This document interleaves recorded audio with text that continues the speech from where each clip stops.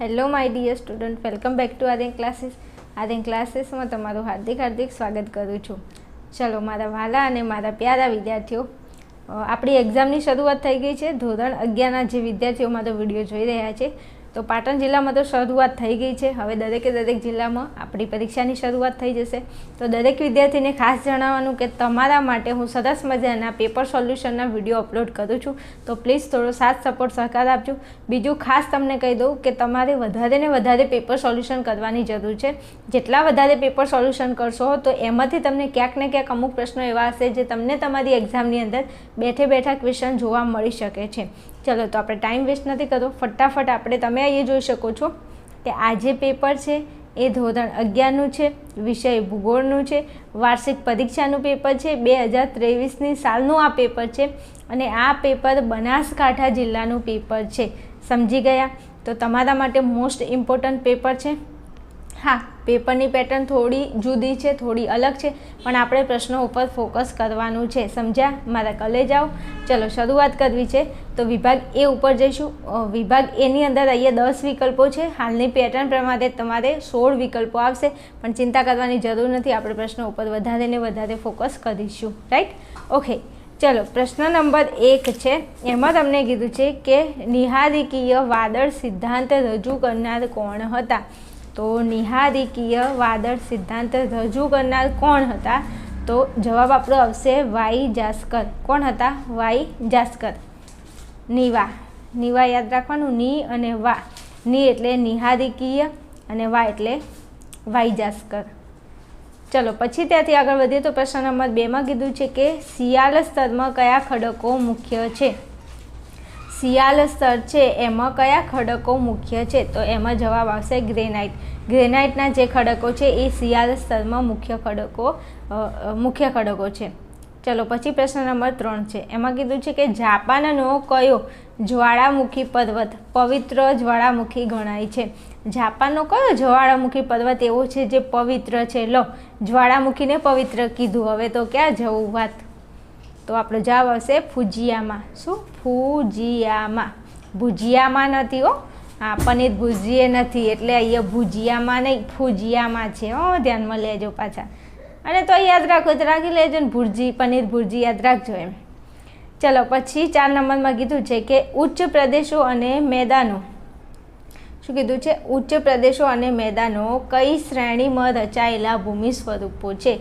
તો ઉચ્ચ પ્રદેશો અને મેદાનો કઈ શ્રેણીમાં રચાયેલા ભૂમિ સ્વરૂપો છે? તો ત્યાં આપણો જવાબ આવશે દ્વિતીય શ્રેણીમાં. ચાલો, પ્રશ્ન નંબર 5. સમુદ્ર સપાટીથી ઊંચે જતા સરેરાશ દર કેટલા મીટરની ઊંચાઈએ 1 સેમી દબાણ ઘટે છે? તો ત્યાં આપણો જવાબ આવશે 165. શું આવશે? 165. ચલો, પ્રશ્ન નંબર 6. ભૂમધ્ય પ્રકારની આબોહવાવાળા પ્રદેશોમાં કઈ ઋતુમાં વૃષ્ટિ થાય છે? શું કીધું છે? ભૂમધ્ય પ્રકારની આબોહવાવાળા પ્રદેશોમાં કઈ ઋતુમાં વૃષ્ટિ થાય છે? તો ત્યાં આપણો જવાબ આવશે શિયાળામાં. શિયાળાની અંદર થાય છે. ચલો, પ્રશ્ન નંબર 7. દુનિયાની સૌથી ઊંચી ભરતીના મોજા કયા અખાતમાં ઉછળે છે? તો કેનેડાની જે ફંડીના ખાતામાં શું થાય છે? ઊંચી ભરતીના મોજા આ અખાતમાં ઊંચે ઉછળે છે. જવાબ આવશે સી. ચલો, 8માં કીધું છે કે મોરબી હોનારત કઈ સાલમાં થઈ હતી? મોરબીની અંદર હોનારત થઈ હતી. મચ્છુ ડેમ જ્યારે તૂટ્યો હતો ત્યારે મચ્છુ નદી ઉપર, તો ત્યાં આપણો જવાબ આવશે 1979. ચલો, પછી પ્રશ્ન નંબર 9 છે. નકશામાં પીળા રંગ દ્વારા શું દર્શાવવામાં આવે છે? તો નકશામાં પીળા રંગ દ્વારા શું દર્શાવવામાં આવે છે? તો ખેતી દર્શાવવામાં આવે છે. ચલો, પછી 10માં કીધું છે કે રિમોટ સેન્સિંગ શબ્દનો સૌપ્રથમ ઉપયોગ કોણે કર્યો હતો? રિમોટ સેન્સિંગ શબ્દનો સૌપ્રથમ ઉપયોગ કોને કર્યો હતો? તો તે આપણો જવાબ આવશે ઇવલિન પ્રુટે. કોને? ઇવલિન પ્રુટે. નામે એવા છે કે આપણને ફટાફટ યાદ રહી જાય એવા છે. શું કરવું હવે? આપણા ભારતના તો છે નહીં. તો ચલો, વિભાગ બી. વિભાગ બીની અંદર તમારે 10 પ્રશ્નો લખવાના છે અને દરેકનો તમને 1 ગુણ મળે છે. ચલો, પ્રશ્ન નંબર 11 છે. પ્રશ્નોના જવાબ હું મૌખિક બોલું છું, તમે થોડું ધ્યાન રાખજો. સમજ્યા? ચલો, ભૂગોળનું જ્ઞાન પ્રાપ્ત કરવાના સ્ત્રોત કયા કયા છે? શું કીધું છે? ભૂગોળનું જ્ઞાન પ્રાપ્ત કરવાના સ્ત્રોત કયા કયા છે? તો એક તો આવશે ક્રમબદ્ધ અને એક આવશે પદ્ધતિસર અભ્યાસ. તો આ બેના સ્ત્રોત છે કોના? ભૂગોળનું જ્ઞાન પ્રાપ્ત કરવાના. એક તો ક્રમબદ્ધ અને પદ્ધતિસરનો અભ્યાસ. ક્રમબદ્ધ અભ્યાસ અને પદ્ધતિસરનો અભ્યાસ. રાઈટ. ચલો પછી તમને કીધું છે પ્રશ્ન નંબર 12 નિહારિકા એટલે શું? તો સરસ મજાની વ્યાખ્યા છે નિહારિકાની. અહીંયા મેં લખેલી છે કે આકાશમાં તારા ઝુંડની વચ્ચે, જો આકાશમાં તારા ઝુંડની વચ્ચે કાળા ધોળા વાદળો દેખાય છે, જેને શું કહે છે? તો તેને નિહારિકા કહે છે. રાઈટ. ચલો પછી ત્યાંથી આગળ જઈએ તો પ્રશ્ન નંબર 13 છે મૃદાવરણની સરેરાશ જાડાઈ કેટલા કિમીની છે? તો મૃદાવરણની જે જાડાઈ છે એ કેટલા કિલોમીટરની છે? તો 33 કિલોમીટરની છે. ચલો પછી 14માં કીધું છે કે ભૂકંપ માપવાના માપક્રમ કયા કયા છે? તમારે ભૂકંપને માપવું હોય તો શેનાથી માપી શકો છો? તો એક તો આવશે બેરોમીટર, બીજું આવશે થોર્નરોઇડ બેરોમીટર, મૂળ બેરોમીટર યાદ રાખજો, અને બેરોગ્રાફ. 3 છે, યાદ રહી જાય એવા છે.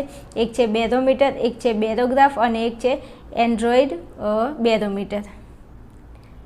ચલો પછી પ્રશ્ન નંબર 15 ભૂમિ સ્વરૂપ એટલે શું? તો ભૂમિ સ્વરૂપ એટલે શું? હું વ્યાખ્યા બોલું છું, થોડું ધ્યાનમાં લેશો. વિશિષ્ટ ભૂભાગો, તેમના આકાર, ખડક સંરચના, ઊંચાઈ, સમતલ વિસ્તારનું પ્રમાણ, ધોળા વગેરે લાક્ષણિકતા અને એના કારણો એકબીજાથી જુદા પડે છે, તેને શું કહેવાય? ભૂમિ સ્વરૂપો કહે છે. ચલો પછી પ્રશ્ન નંબર 16 ચીનમાં પીળી માટીના મેદાનો કયા નામથી ઓળખાય છે? તો ચીનમાં જે આ પીળી માટીના આ જે મેદાનો છે કયા નામથી ઓળખાય છે? તો ત્યાં આપણો જવાબ આવશે લોહર્સના મેદાનો. અહીંયા લખેલું છે લોહર્સના મેદાનો. ચલો પછી પ્રશ્ન નંબર 17 લેપ્સ રેટ એટલે શું? શું કીધું છે? લેપ્સ રેટ એટલે શું? બોલું છું, સાંભળજો. પૃથ્વીના તાપમાનના ઉદ્ધવ ઘટાડાના દરને લેપ્સ રેટ કહે છે. ચલો પછી 18માં કીધું છે કયા પવનો કાળ વૈશાખી તરીકે ઓળખાય છે? કયા પવનો એવા છે જે કાળ વૈશાખી તરીકે ઓળખાય છે? તો નોર્થવેસ્ટરના જે છે પવનો, કોના? નોર્થવેસ્ટરના જે પવનો છે શેના તરીકે ઓળખાય છે? તો એ કાળ વૈશાખી તરીકે ઓળખાય છે. આ મોસ્ટ ટાઈમ ક્વેશ્ચન છે, આવા પ્રશ્નો પૂછાઈ જાય તો તમને આવડવા જોઈએ. ચલો પછી પ્રશ્ન નંબર આપણો 19 છે. એમાં કીધું છે કે ભારતના કયા રાજ્યમાં શિયાળાની ઋતુમાં વૃષ્ટિ થાય છે? લો, ભારતમાં આવા રાજ્ય છે જેમાં શિયાળો હોય તો શિયાળાની અંદર વૃષ્ટિ થાય છે.